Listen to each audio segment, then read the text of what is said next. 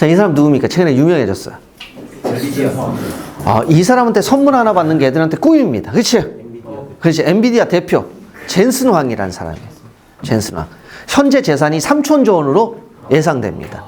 1년에 1조씩 써도 3,000년을 써야 돼. 1년에 1조씩 써도 3,000년을 써야 되고 1년에 1조씩 쓰려면 한 달에 1,000억씩 써야 됩니다. 그러니까 지나가다가 하루 몸 아프면 건물 2개 사야 돼. 그 다음날 돈 없애려면. 그런 사람입니다. 이 사람이 되게 안 좋은 학교를 갔어요. 원래 대만에 살다가 아버지가 태국 주재원을 하면서 태국으로 갔다가 태국에서 민주화 시기 때문에 되게 어려워져가지고 미국으로 갔습니다. 근데 아버지가 대만 출신이에요. 돈이 없어요. 그래서 어딜 넣냐면 기숙사 학교를 넣습니다. 근데 미국의 기숙사 학교는 그런 데가 많아요. 집에서 사고 치고 마약 먹고 아빠한테 막 욕하고 이런 폐륜적인 애들 있죠. 요런 애들 가둬놓는 데입니다. 근데 동양인 하나 갔어요. 서양인 애들, 백인 애들하고 흑인 애들하고 공부 못하고 폭력적인 애들 속에 있었습니다. 그럼 얘 인생 어떻게 돼야 됩니까? 학교가 안 좋으니까 망가져야 되거든요. 그렇죠? 그러니까 보통 그러잖아요. 야, 일반고 가면 애들 공부 안 해. 그러면 이런 말하면 참아. 이런 말하긴 그렇지만 그 학교 가면 인생 끝나. 이런 거라든지 일반고를 아주 비하하는 용어로 부르기도 하는데 제 입에 차마 담을 수가 없어요. 애들만 있으면 담을 텐데 어머님들 계시기 때문에 저의 인격과 격식을 보여줘야 되기 때문에 입에 담을 수 없는 소문들도 많습니다. 근데 이 사람은 어떻게 했냐면 기숙학교에 입학해서요, 따돌림이 있으니까 제일 먼저 뭐냐면 화장실 청소를 자기가 자발적으로 했어요. 모두가 하기 싫으니까. 그 다음에 대만 출신이니까 한국 애들처럼 적어도 유치원 들어가기 전에 구구단 외우고 갑니다. 너 언제 구구단 외웠어? 언제 외웠어? 너는? 저 딱 곱하기 9 할 때. 네, 배울 때 딱 그때 그랬어요. 곱하기 9 할 때 학교에서? 예, 배울 때. 너는? 구구단 언제 외웠어? 유치원 때? 얘는 엘리트인데? 느낌 있어. 느낌 있어. 다른 애들과 다르게 헤드폰을 끼고 있는 애들. 이런 애들 무서운 애들이에요. 집중력 있는 애들이고. 그 다음에 이제 기계에 대한 부심이 있고. 아닌가? 아니야? 공부 제일 못하는 애야? 니네 반에서 잘 못하는 애야? 알았어. 근데 등치로 봤을 때 싸움은 네가 밀릴 것 같아. 싸움 밀릴 것 같아. 그래서 함부로 얘기하면 안 돼. 근데 이 사람은 되게 안 좋은 학교를 갔는데 그 환경을 극복한 거예요. 그래서 화장실 청소하고요. 그 다음 뭐 했냐면 공부 못하는 애들 수학 숙제를 대신해 줬어요.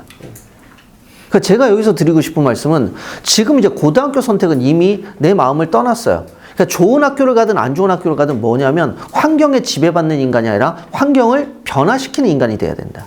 그래야만 여러분들도 나중에 1년에 1조씩 쓰더라도 8,000년 동안 쓸 수 있는 돈이 생기거나 그럴 수 있습니다. 그리고 고민이 이거죠. 돈을 써도 왜 줄지 않지? 이런 삶을 살 수가 있어.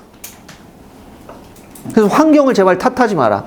어떤 학교를 내가 배정받았으면 나 이런 학교 왔으니까 공부하기 싫다. 나 이런 학교 갔으니까 공부 좀 해야 되겠다. 이런 생각하지 마라. 항상 사람들은 누구의 탓을 하면 환경의 탓을 하거든요. 환경의 탓하지 말고 선생님 탓하지 말고 제발 또 애들 엄마 탓 좀 하지 마라. 중간고사 망치면 엄마가 가라는 학원 갔는데 망했어. 그 다음에 또 엄마가 아침에 잔소리하는 바람에 내가 신경 써서 시험을 망쳤어. 또 엄마 코 고는 소리 때문에 시험을 망쳤어. 온갖 핑계를 다 대는데 핑계는 될 수 있는 게 아니에요.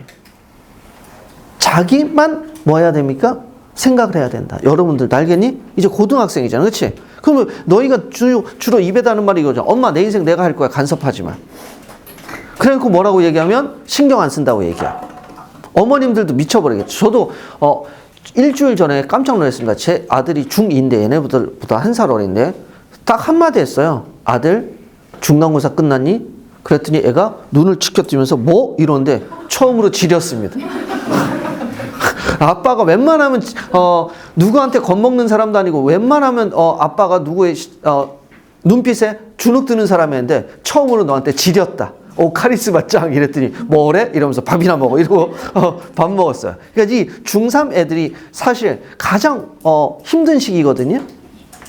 어머님들이 다루기도 힘들고 얘네들도 이제 사실은 엄마들한테 대범한 척해서 그렇지 고민은 됩니다.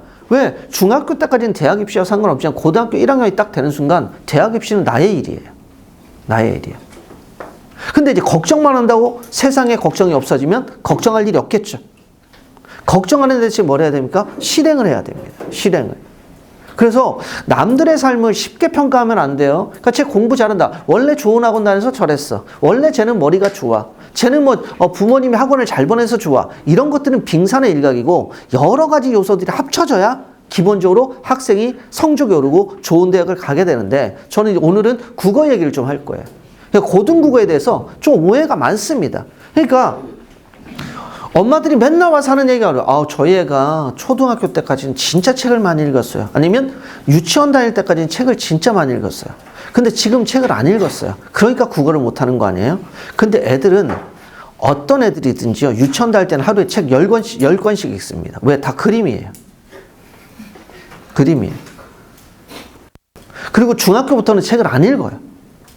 그리고 수행평가 때문에 어쩔 수 없이 책을 읽거나 독후감 쓰는데 지금은 애들이 읽는 게 아니고 누가 읽습니까? 챗 GPT가 읽죠. 그래서 걔만 점점 똑똑해져요.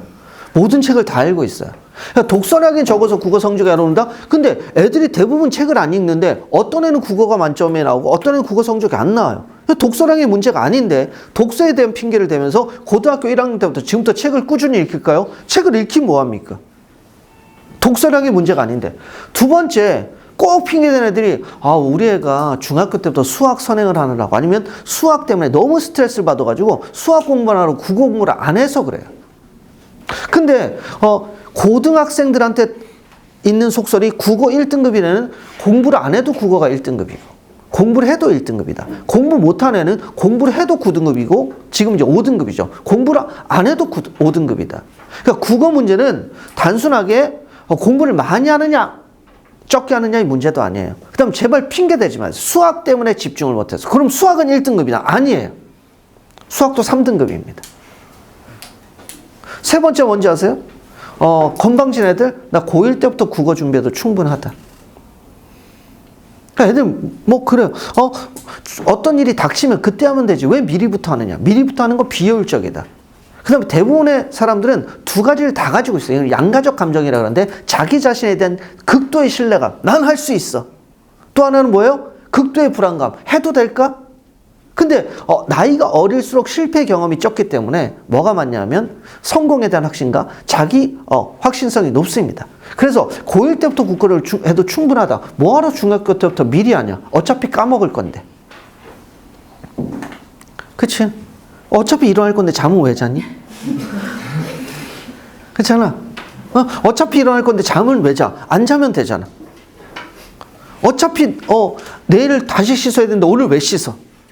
그거하고 똑같은 거거든요. 국어는 고1 때부터 충분하다. 이거 다 잘못된 거예요. 독서량이 적어서도 아니고 수학 때문에 집중을 못해서도 아니고 고1 때부터 국어를 해도 되는 건 아닙니다. 그럼 국어에 영향을 미치는 요소는 뭐냐?